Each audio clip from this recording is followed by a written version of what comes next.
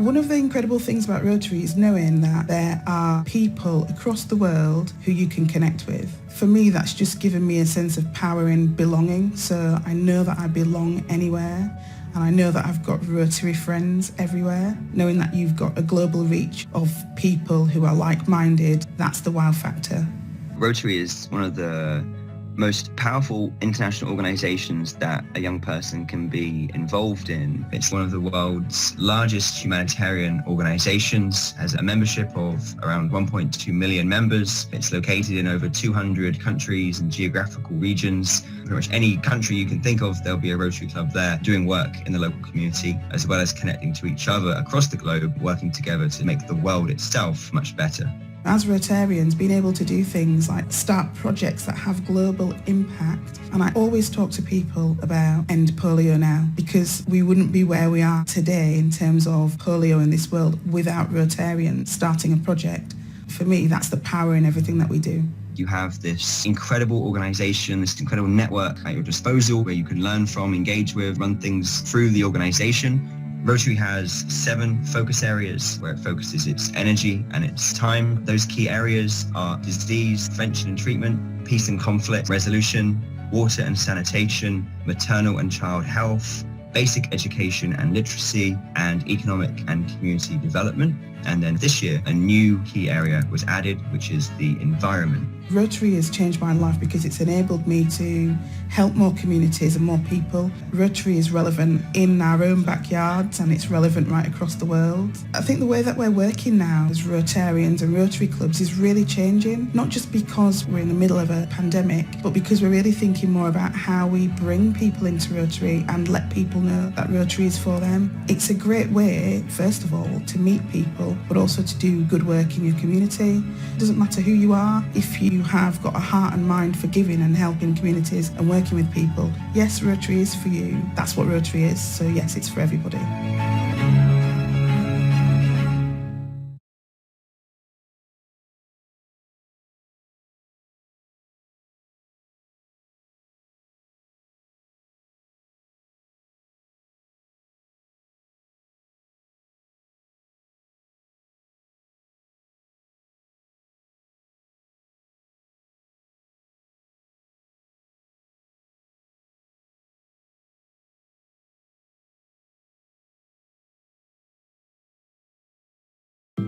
Rotary has never backed away from the hardest challenges because we're committed to a better, more equitable world.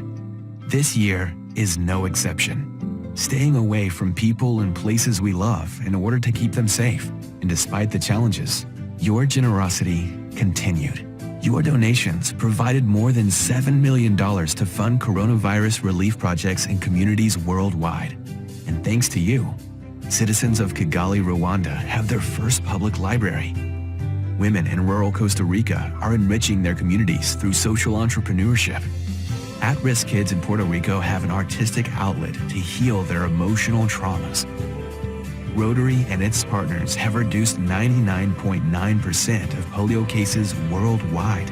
Thanks to you, the Rotary Foundation raised $408 million last year. So together, we can keep doing good in the world. Donors who take action help create lasting change. Our work isn't possible without you.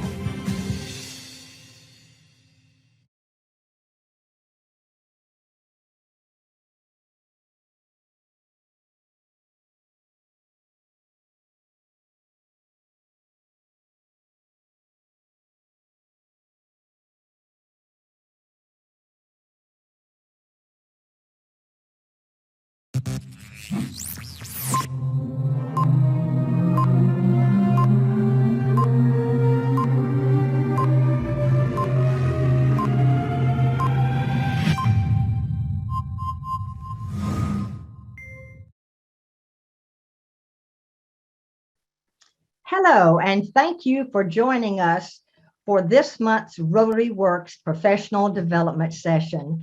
My name's Claudia Myrtle, and I'm a proud member of the Rotary Works Initiative. I'm so happy that you've joined us for our November webinar on career development strategies. It's a part of a Zones 33 and 34 Rotary Works program. It's the brainchild of immediate past Rotary International Director, Stephanie Urchick. Rotary Works offers professional and skill development seminars, coaching, connecting, resources, posting, finding job opportunities, small grant support. You can learn more about what we offer by typing into your browser rotary.works. Our program today is navigating the shark-infested waters of the workplace. In other words, office politics. Unfortunately, this is something that we've all probably had to manage at some point in our lives. Office politics can seem innocuous enough, as if they can include actions like selling your idea to the boss or to your colleagues, or looking to influence the direction of the organization, or creating alliances that could benefit the organization and the employees. However, more often than not, office politics includes control tactics, cutthroat maneuvers, and trying to get ahead unfairly, and other behaviors that create dissonance and distrust. Unfortunately, when you get more than 3 people together, there are often politics. Fortunately, we have just the speaker to help you navigate the behaviors and the antics of fellow coworkers. Gary Eskin is the owner of Eskin Business Solutions, focusing on leadership, human resources, and risk management. A Dale Carnegie trainer for over 30 years, he also holds several certifications, including Eye Opener, High Performance Culture, and multiple DISC certifications. Gary's clients are great big fans, using words like expertise, drive, and dedication to excellence, hard work, compassion, understanding, and high standards, agent of change, and easy to trust. We're so excited that Gary is willing to share his knowledge and his passion with us today. Please join me in giving Gary a warm Rotary welcome. Well, good evening, everybody, and thank you so much for having me and taking the time to attend. It's really appreciated. As one of the things we're going to talk about today is investing in relationships. And, you know, watching that video and what Rotarians do, you've been investing in relationships for a very long time. I think it was since 1912 or 1909, something like that, when Paul Harris got it started. And you've been investing in relationships from out of the crib into wheelchairs. And I've been part of Rotary in the past, some very close friends who are involved with Rotary. So if you take those skills that you've learned over the years and really invest them in your whole self, whether it be at work or at home or with friends, you'll do a pretty good job getting through any navigational things that we need to go through, particularly at what we've been through over the past 2 years or so, and looking forward what that might bring. So use those skills which you've already learned, and plus maybe you'll get a few ideas here on what to do as well. As you can see in the agenda, we're going to talk about investing relationships, and we're going to be setting 90-day goals. There's 2 parts to this, really. The investing relationships ideas are good for anything and for anything that you do. And whether you determine to stay with the company you're with or move on, investing in relationships are so important.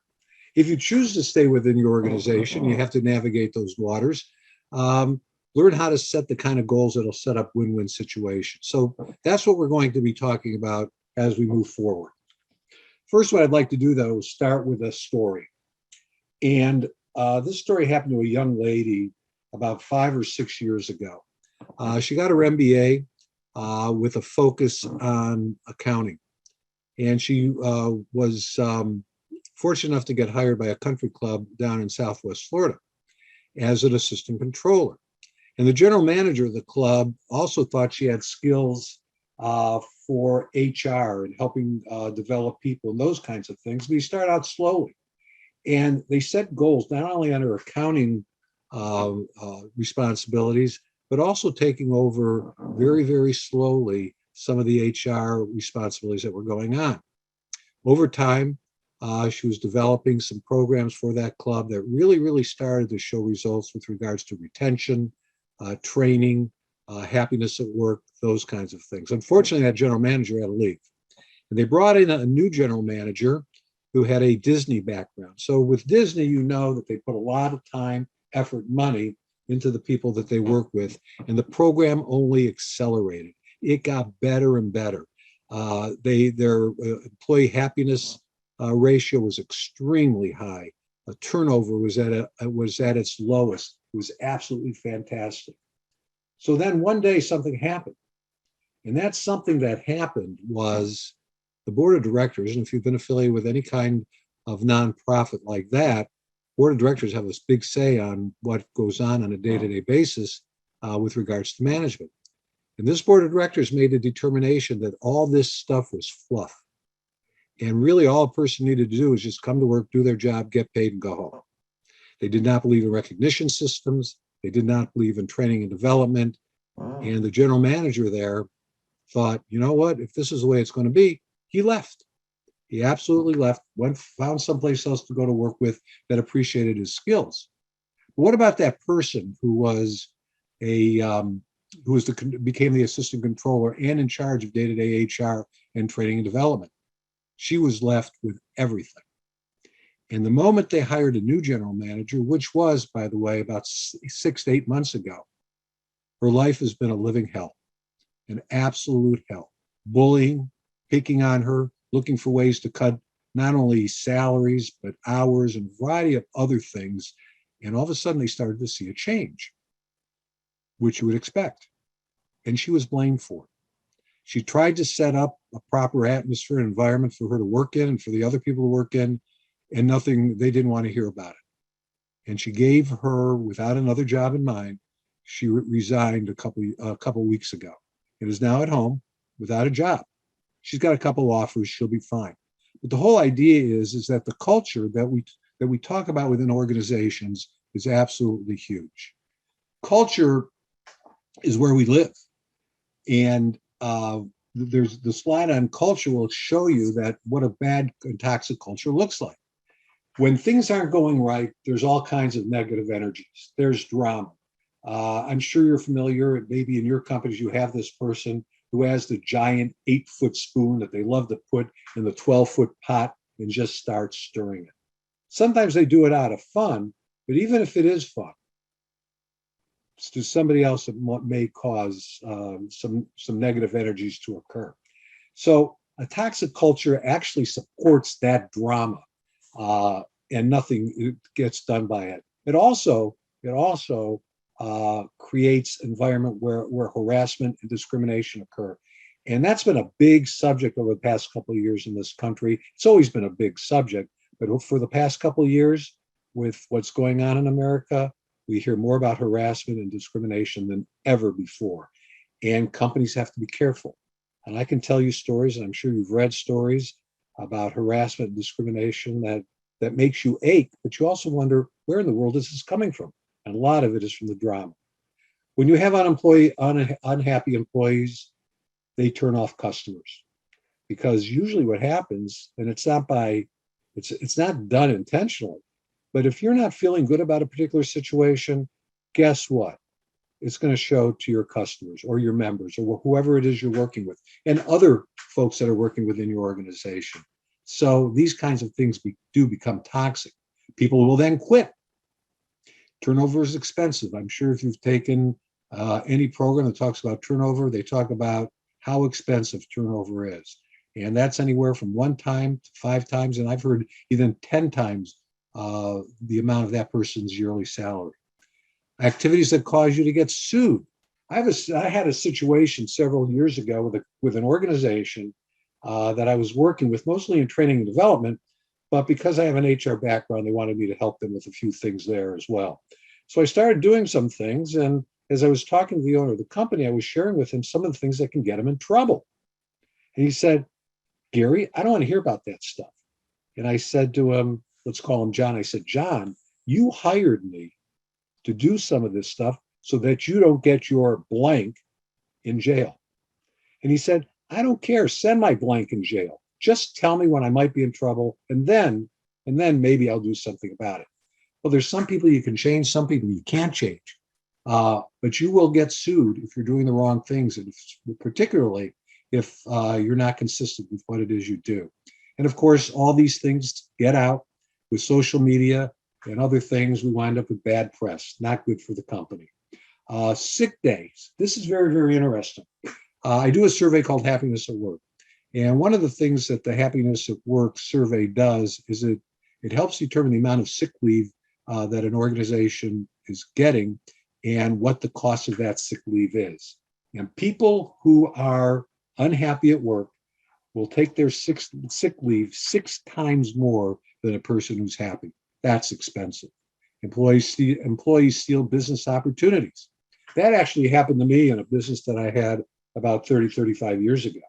I thought the culture was good, but apparently with a couple of my employees, it wasn't. And what they had done was they signed up with a note. What if one of my competitors, they were going to leave me, go on with one of my competitors, and they stole my files. It wasn't a very pleasant thing. Everything in the end turned out okay. But during that period of time, so I had to figure out, what did I do? And I had to fix it. And of course, employees steal your job or promotion. And that's that big drama spoon again. There are people who are unhappy and they're looking to get after you. And so what do you have to do? You have to get yourself into a situation where you can be successful and again, invest in those relationships. So what does a good culture look like?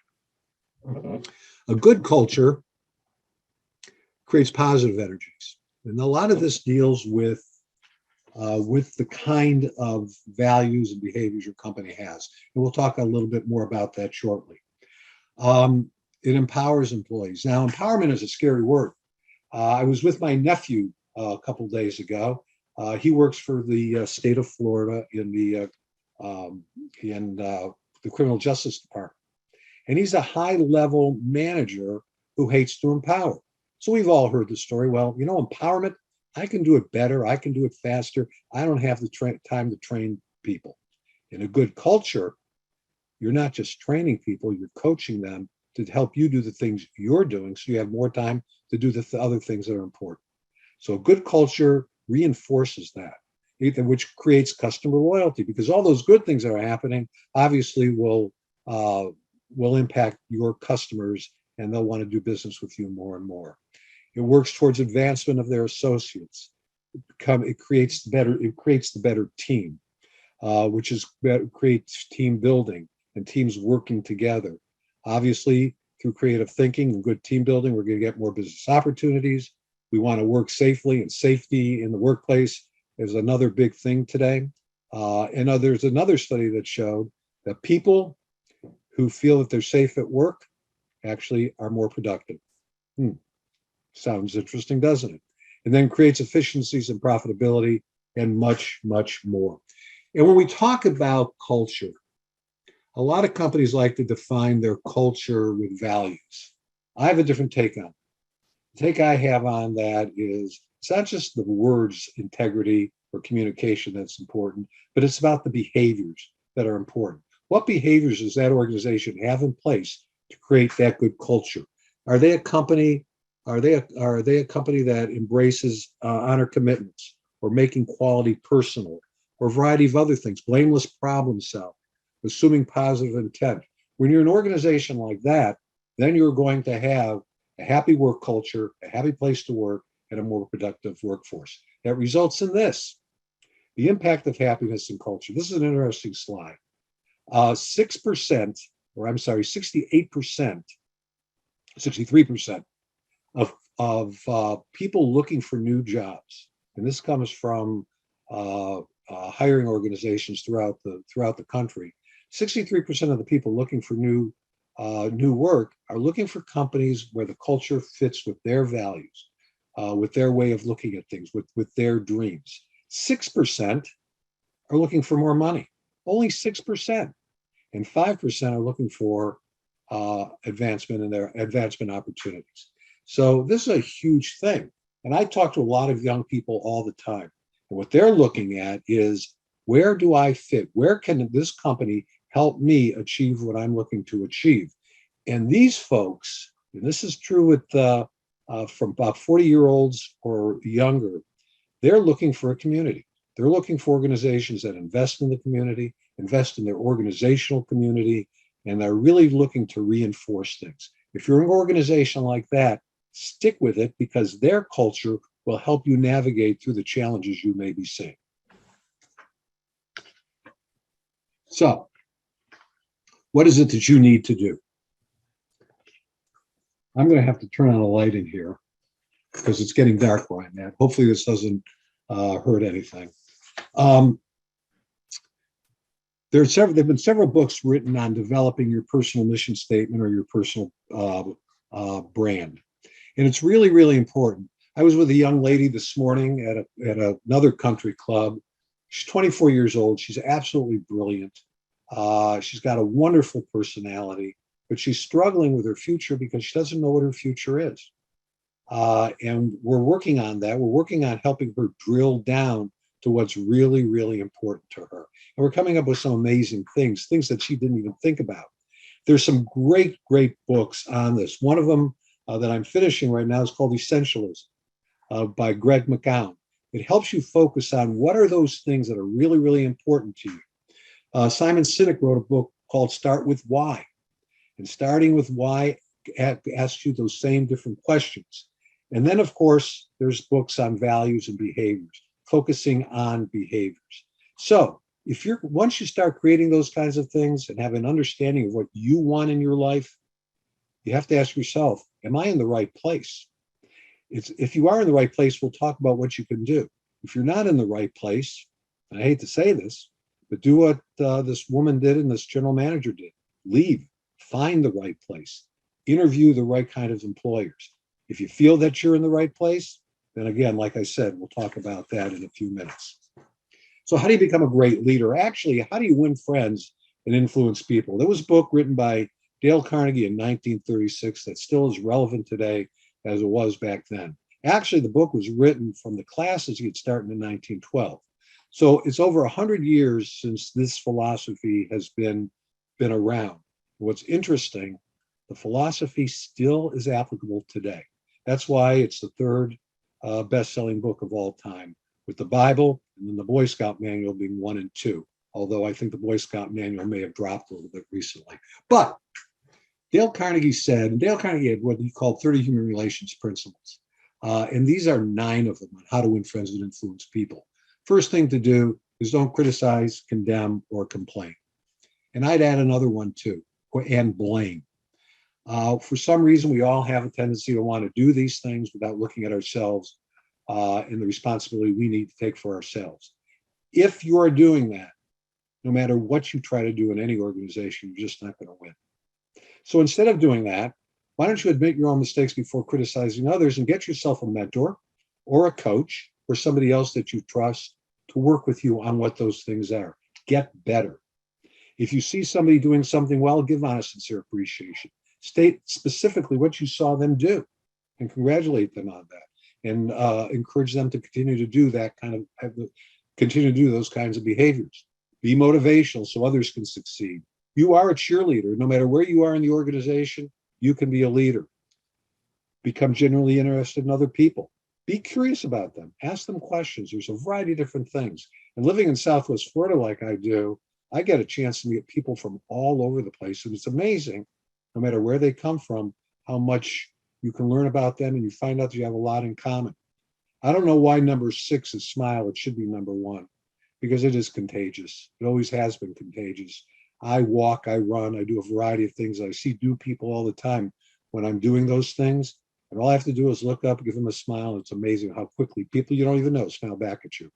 Be a good listener and listen empathetically. Listen generously. Be an active listener. You've heard all those kinds of things. Really tune in. And the reason we don't tune in well or listen empathetically is because we're probably thinking more about what we want to say or what our interests are rather than the other person. That's why becoming genuinely interested in other people is so important. Talk in terms of the other person's interests and make the other person feel important, and do it sincerely. No matter where you go, whether you're going to a new company or you're staying where you're at. These are behaviors that if you put them into practice, they'll help you navigate through any waters you go through.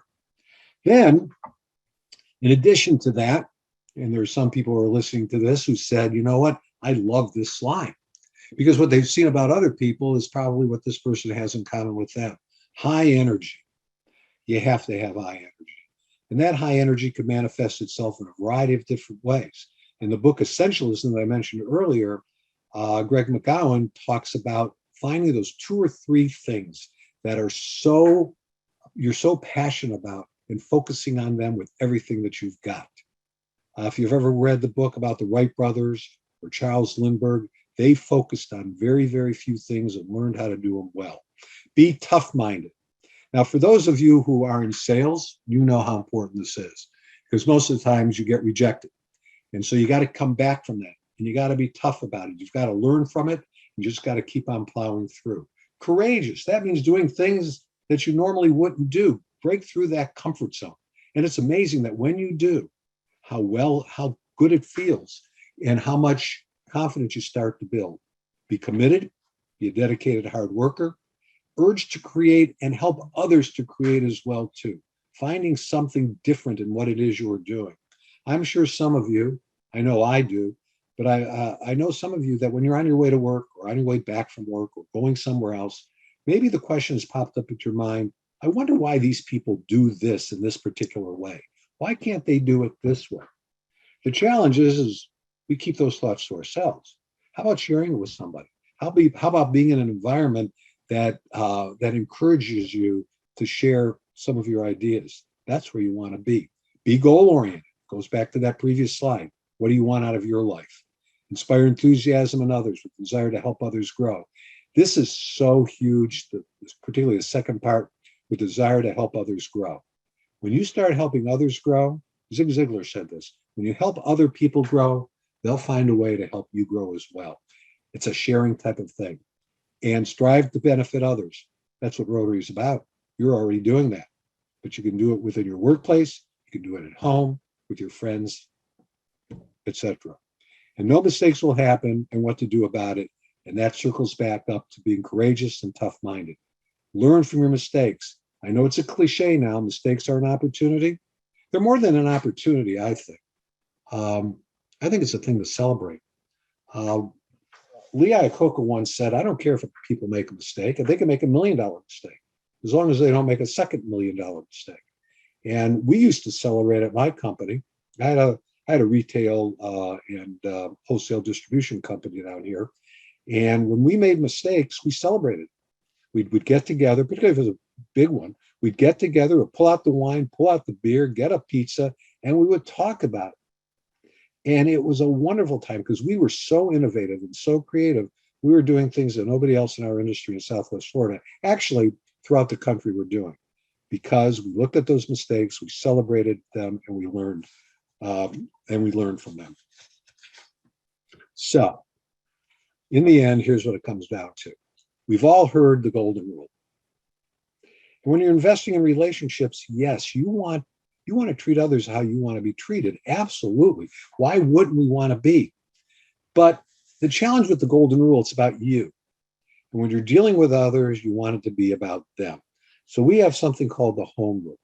Treat others how they need to be treated. I shared with you a little bit earlier, be genuinely interested in other people. If you are, and you learn a little bit about them, as you know in Rotary, you give. When you learn about somebody, you can coach them. You can work with them. And by the way, it's a bilateral relationship because they can help you as well too. You're building the trust necessary in order to make that happen. So learn about them and then help them and coach them, make them better. So that we're talking about now about creating win-win situations.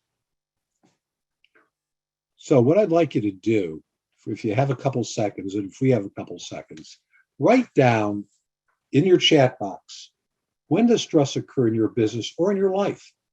Tell us what happens. And I'll give you about a minute or so to write that down. I don't know who's going to share that with me, but when we get to that 30 seconds or a minute, let's talk about some of the things that you wrote down.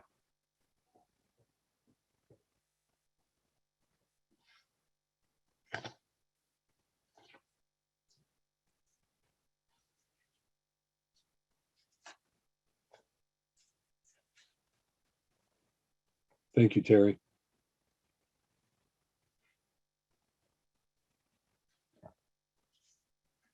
Why I'm having so much time, the time is flying. I didn't realize.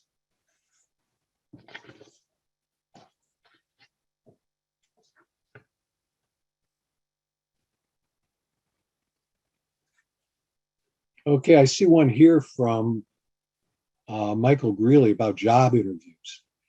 Job interviews can be really, really stressful. Whether you're doing the interview, if it's your interview, or whether it's you're interviewing somebody else. The challenge then again is when you study that company, if you're looking to interview, really, really study that company and come prepared to ask them values-based questions or behavior-based questions, because you have the right and the opportunity to interview them as they to interview you. So think about who they are, what they are, and ask them to give examples that may concur or be in alignment with what it is you're looking for. I see there's a few others. One was meetings with no purpose. Tech people who don't want to learn but want to stop progress. Wow. Well, there's Patrick Lencioni wrote a book on meetings, and he calculated the cost of meetings. And if you take all the people in the room, and I'm sure you've seen this before, and multiply their hourly wage, multiplied by the number of people in there, you can see how expensive meetings are. In a lot of the meetings I've gone to before I started working with these companies, a lot of them don't have agendas. And what you want to do is you want to make sure that they do have agendas that they're working on, and the agendas will fit in within a specific timeline. If they don't, go talk to the people individually. But it must have an agenda, and there has to be a purpose to that agenda. Let's get one more before we move on. Too much work and not enough time. Isn't that the truth? So I would suggest, Linda, pick up the book on Essentialism, because that's what it is. Or Stephen Covey's book, 7 Habits of Highly Successful People, when he talks about your end in mind and about some of the time management things. What's important? When's it important? What are you supposed to be? What should you be doing when? Eliminate that stuff. And I know it's easier to say than to do, but eliminate that stuff that distracts you from what your brand is or what it is you're trying to achieve. So we've got to move on a little bit because we're running out of time. I didn't believe, like I said, I'm having a ball here. I hope you are too. So part of what you're going to want to be able to do is develop, when you're developing a team and you're developing delegation and empowerment, that helps you achieve all the things you need to do. And of course, that takes trust. So we're not going to have you do that, but think about this for yourself. Write down the challenges the person or the department experiences during the day. Really look at them and ask yourselves, do other people understand what we're going through? And the chances are they don't. So if you look at, if I was doing a workshop for another group the other day. Actually, it was another country club. And if you know anything about the hospitality industry, particularly the restaurant part of the industry, is that they have a back of the house and the front of the house. And the back of the house and the front of the house during key times of the day, have conflict. And the conflict occurs from the moment that waitstaff person takes the order or punches in the order and it gets to the back of the house, the stress begins there. Did they get the right order? Did they produce the right order? Is it warm? Is it to the expectation of the customer, et cetera, et cetera? When it really gets busy or communication isn't done in the right way, there's a lot of stress. There's a lot of yelling. You should go into a kitchen one day where all this is happening. It's absolutely amazing. It's World War III. So you need to make sure that that the teams are trusting each other. So we did a workshop.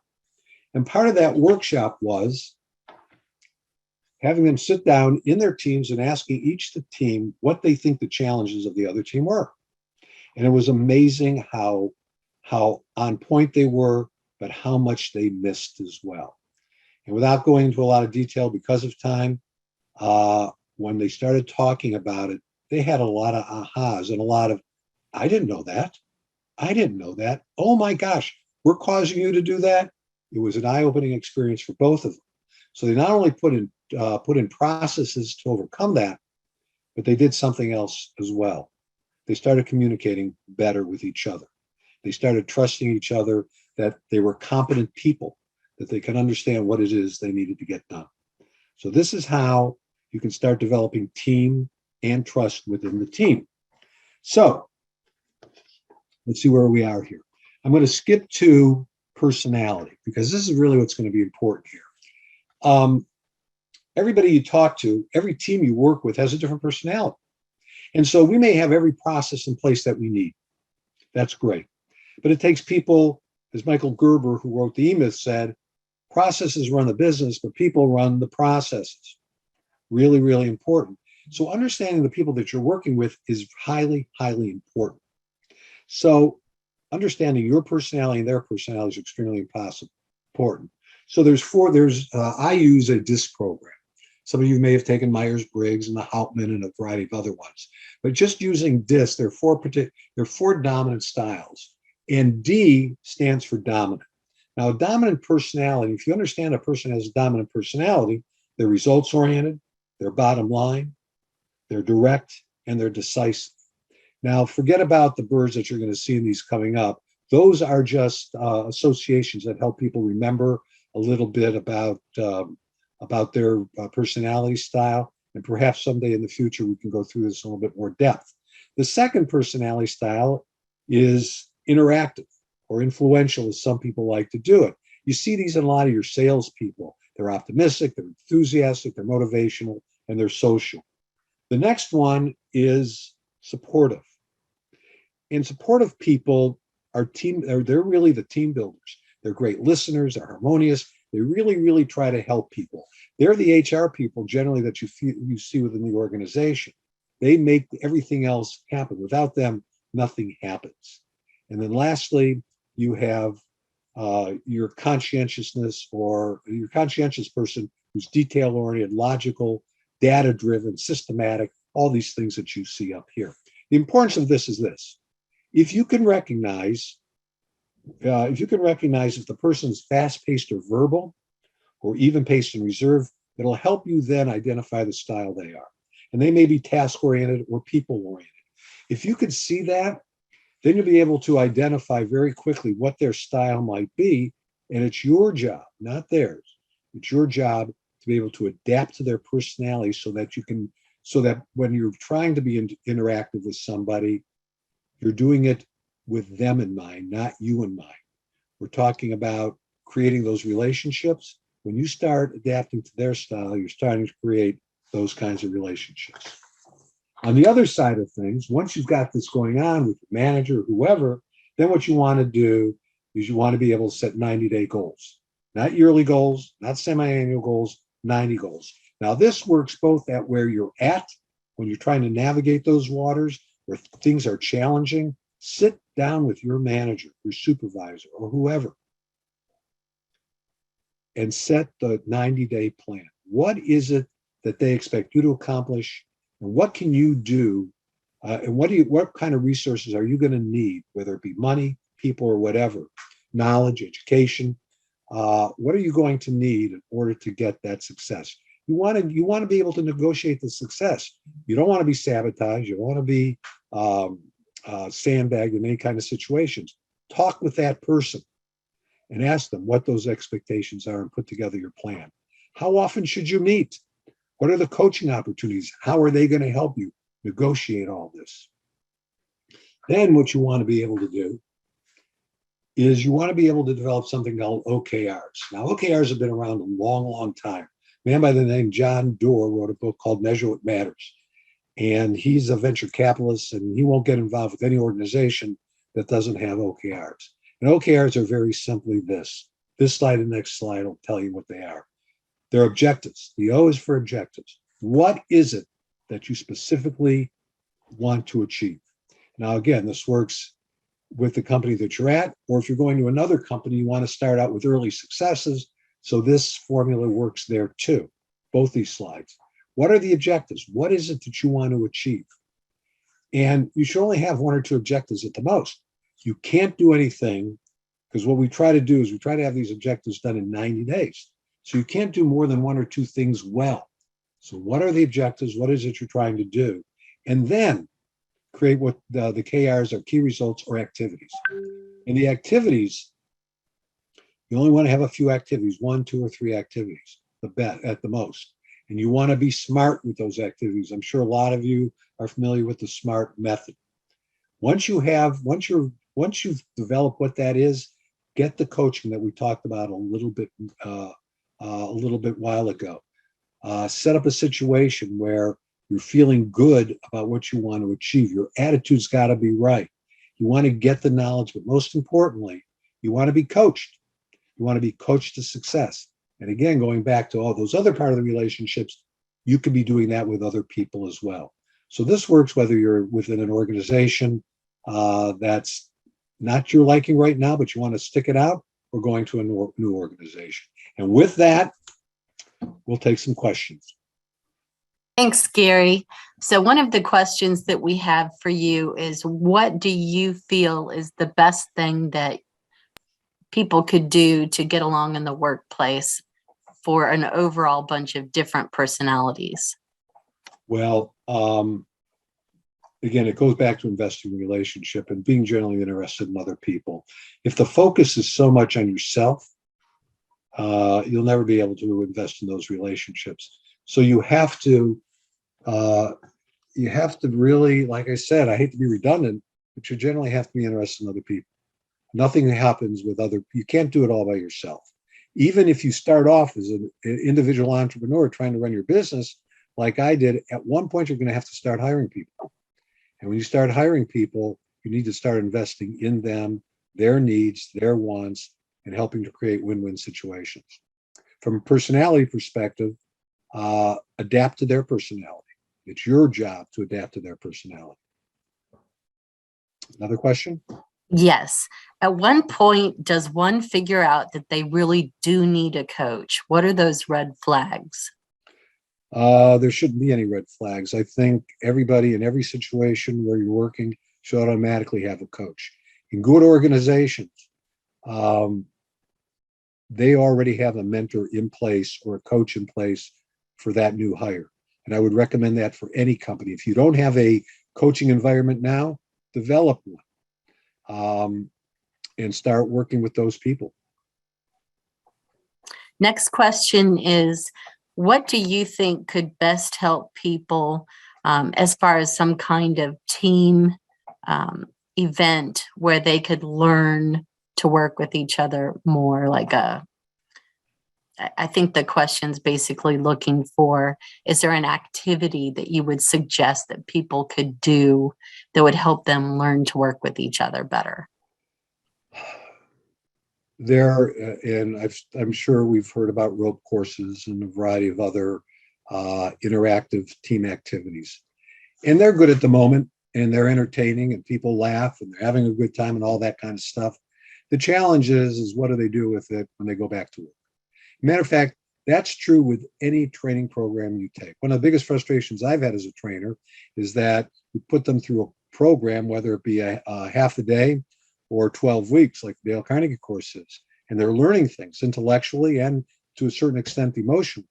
But when all that's done, people for some reason go back to their old habits. So regardless, it doesn't really matter what the team training event is.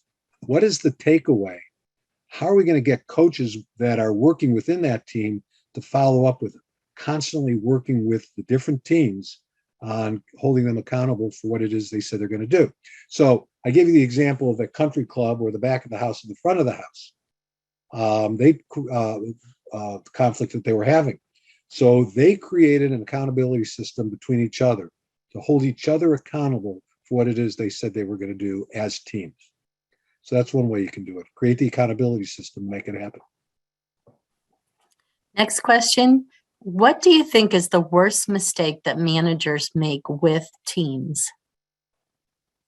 Well, I saw somebody, when the chats were coming up, somebody had written, they can't stand being micromanaged. whether it be a team or an individual, if you don't, and I'm using this word a lot, but I think it's so relevant, if you don't trust your team or you don't trust the individuals within the team, then you're going to have some challenges.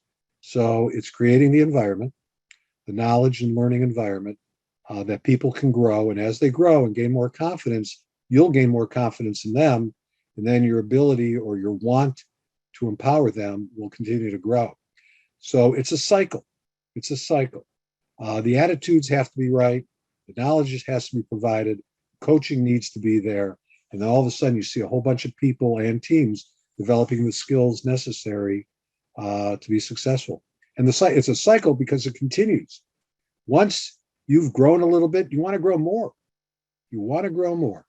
And so you'll look for more knowledge. You'll look for more coaching. And it continues. I don't know a successful person. I don't know one successful person who's not been successful because they haven't been coached. They're coached. They've got a mentor. Thank you. Next question is, what's your biggest success with a challenging personality? My biggest success with a challenging personality? Well, trying to figure out my own. All the personality styles are challenging.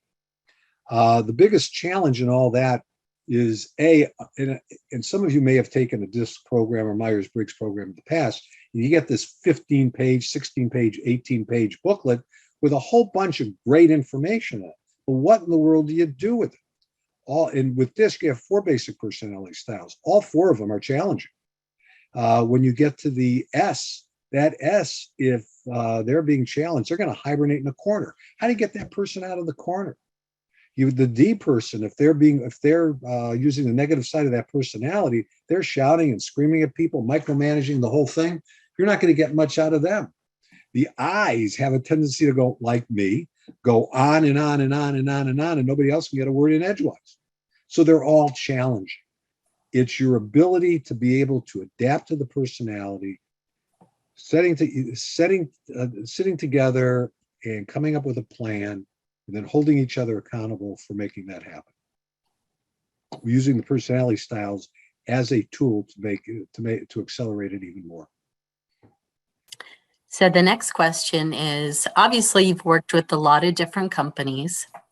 So can you share what the most challenging situation you've ever had in working with a company? Yes. This was a physician's office. They were referred to me by somebody who had been using my programs, and I don't. Matter of fact, you talked about polio as part of Rotary. He sat with me on the board of directors of the March of Dimes, which its original charity was polio. Anyway, I'm an I. I have a tendency to digress, so forgive me for that. Anyway. I started working with them, and I really, really thought that this company was truly, truly invested in what it is we were trying to do. We had done a variety of different programs. They seemed to be successful. Attitudes and morale in the organization seemed to be positive in going forward. The challenge was that what I didn't know was that behind the scenes, the wife of the owner was sabotaging everything that we were trying to do. And before you knew it, I was actually kicked out of there. I was fired from it. And the company didn't revert back to what it was. It reverted back to something even worse. And I'll never forget that because I was totally fooled. I didn't do, from the sales aspect of things, I didn't ask the right question. I didn't know that there was somebody else involved that I had not met or would not meet. So that was probably the biggest challenge I had. So the last question I have for you is, obviously you've shared already 7 habits of highly successful people. And I think another book you mentioned was Essentialism. What are some other good reading or good materials that we can look into to continue some of your suggestions and work on this? Anything by Brene Brown, which her books deal with vulnerability. vulnerability to enable us to trust other people. I'm a big Simon Sinek fan.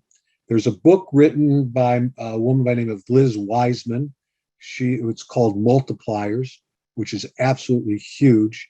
You want to be able to work in an environment where people are looking to help other people grow. That's a good one. Let me look at some of my bookcases over here. Another great book is called Principles by Ray Dalio.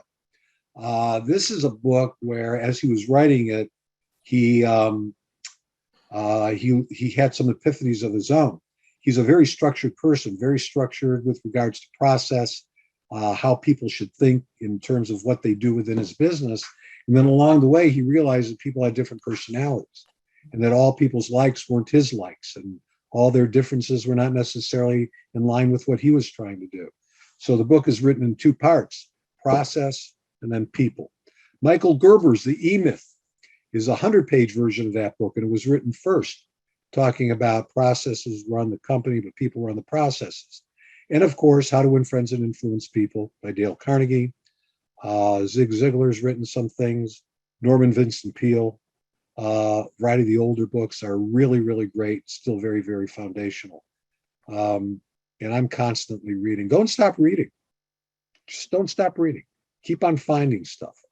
There's a ton of stuff out there that's really, really good. And I do have one more question. Sure.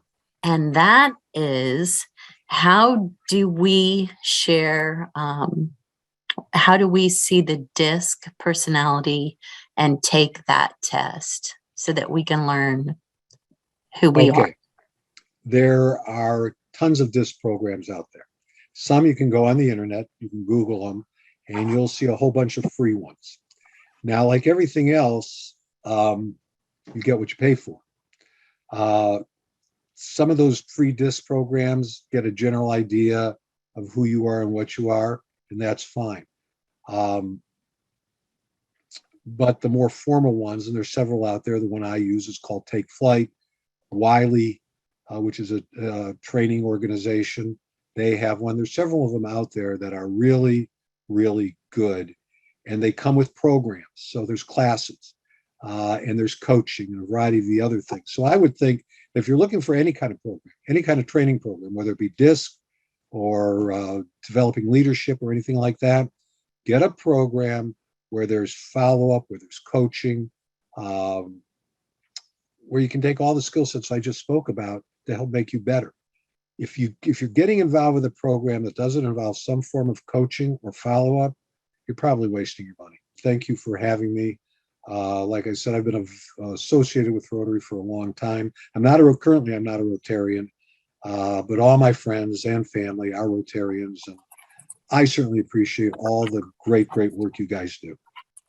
Well, thank you so much, Gary, for an outstanding presentation. I hope everyone who's here has been able to add a few of those navigational tools to effectively manage any shark-infested waters that you might enter. So please note the contact information on the screen for the presenter.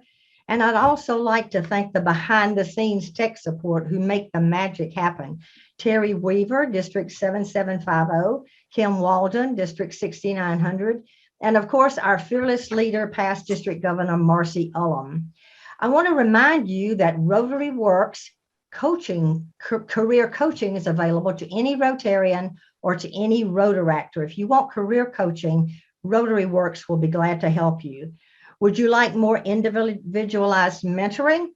If you would like to have a one-on-one coach, if that would be helpful to your career transition, or if you wish to volunteer as a coach, visit Rotary.works. And you can look for the links in the right-hand column. Now, we have an impact fund, which is designed to support Rotarians and Rotaractors with a small grant that could maybe ease concerns during unanticipated career transitions. So please ensure that your fellow Rotarians and Rotaractors are aware of this fund that will provide a small cushion for you during shifts in your professional life that could maybe impact your day-to-day life. That information can also be found at Rotary.works. Just click on the Impact Fund in the navigation bar on the top right side. And finally, you're invited to get involved in our initiative. If you're interested, please feel free to reach out to any member of our Rotary Works team. The contact information is also found at the Rotary Works website, rotary.works. This concludes our series for 2021. If you missed any of our sessions this year, remember that they are all recorded and you can find them at, you guessed it, rotary.works. Our session on January 12th, 2022 is at 5:30 p.m. and we will focus on identifying and leveraging your leadership styles. Look for more information toward the end of December. So thank you for joining us. We trust that this hour was a good value for the time that you spent with us. Have a wonderful holiday season, and we look forward to seeing you in the new year 2022. Thank you so very much.